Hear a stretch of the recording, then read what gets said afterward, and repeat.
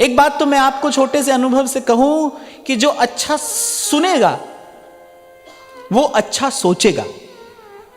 सरल से शब्दों में आपको कह रहा हूं, जो अच्छा सुनेगा वो अच्छा सोचेगा, जो अच्छा सोचेगा वो अच्छा समझेगा, और जो अच्छा समझेगा वो अच्छा करेगा। हम कहते हैं ना भाई, सोच समझ कर करना। बड़े लोग कहते हैं भाई काम करना तो सोच समझ कर करना, मैंने सोचना भी, फिर सोचकर उसको समझना भी, फिर करना, सोच समझ कर करना। लेकिन अच्छा सोचने के मूल में क्या है? अच्छा सुनना। अच्छा सुनोगे तो अच्छा सोचोगे।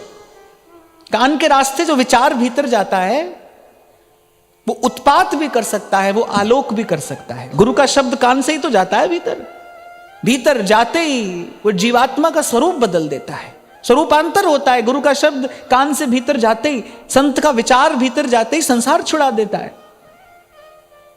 अरे आया था हरि भजन को करी नरक की ठौर, संत की बात कान में गई, उसने सोचा, तीव्र बुद्धि वाला बालक होगा, सोचकर समझ भी गया, और बस सोच समझ कर दिया। क्या कर दिया? मुख मोड़ लिया संसार से और चल दिया भजन के मार्ग पर। तो अच्छा सुनोगे तो अच्छा सोचोगे। तो गोकर्ण कौन है?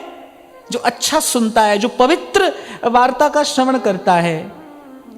इस प्रसंग के आरंभ में मैंने आपको कहा था, श्री सनकादिक की महिमा क्या है कि वो निरंतर भगवत कथा ही सुनते हैं, निरंतर भगवत कथामृत का ही पान करते हैं, भगवान का गुण ही सुनते हैं।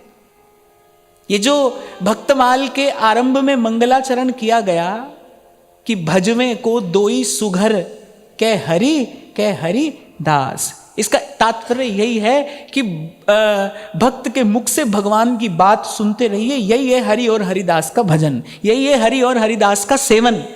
कै हरिदास भजवे को दोई सुघर, सुनते रहिए, आप अच्छा सोचने लगेंगे। मैं कई बार आपसे कहता हूं ना, ढूंढ कर निकाल कर दिखाओ कहां है संसार। अगर आप ढूंढने जाओगे ना तो आपको मिलेगा संसार। मिलेगा कहां? मिलेगा अपने विचार में संसार मिलेगा। और कहां है संसार? और तो कहीं नहीं है संसार। और तो दूसरी दृष्टि से देखो तो पंचभूत है, सब भगवान का है, इसका उपादान कारण भगवान है, सब भगवान का ही तो है। संसार कहां है? संसार अगर आप ढूंढने जाओगे तो मिलेगा कहां? संसार मिलेगा अपने विचार में, वहां संसार है। विचार से व्यवहार होता है कि नहीं? जिसका जैसा विचार है उसका वैसा व्यवहार है। विचार से व्यवहार होगा, और व्यवहार करते करते क्या होता है? व्यवहार करते करते वैसा संस्कार पड़ जाता है। और जब ये शरीर छूटता है ना, तो वो जो संस्कार है वो जीव के साथ जाता है, वो फिर उसके पुनर्जन्म का कारण बनता है। वो निश्चित करता है कि भाई ये जीव कहां जाएगा। वो जो संस्कार है, हम कहते हैं ना, जन्म लेते ही किसी बालक को भजन करना अच्छा लगता हो, हम कहते हैं भाई देखो छोटा सा बालक है और अभी से भगवान की पूजा करता है, अभी से भगवान की सेवा करता है। फिर कोई बुद्धजन अगर उसको देखता है तो कहता है भाई कोई संस्कारी जीव है। ये संस्कार जीव अपने साथ लेकर आता है ना, संस्कार नहीं छूटता है, संस्कार जीव के साथ जाता है, भगवान के धाम तक जीव के साथ जाता है। संस्कारी जीव भगवान के धाम तक जाता है। तो संस्कार के मूल में क्या है? व्यवहार है। व्यवहार के मूल में क्या है? विचार है। और विचार की शुद्धि कैसे होती है? श्रवण से विचार की शुद्धि होती है। विचार शुद्धि का एक उपाय है सत्संग। विचार शुद्धि की विधि है सत्संग।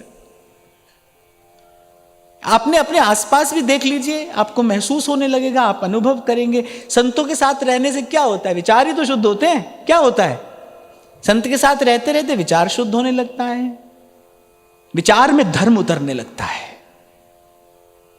विचार में धर्म उतरने लगता है। और जब विचार धार्मिक होते हैं, जब विचार में धर्म होगा, तब आपके व्यवहार में भी धर्म हो जाएगा।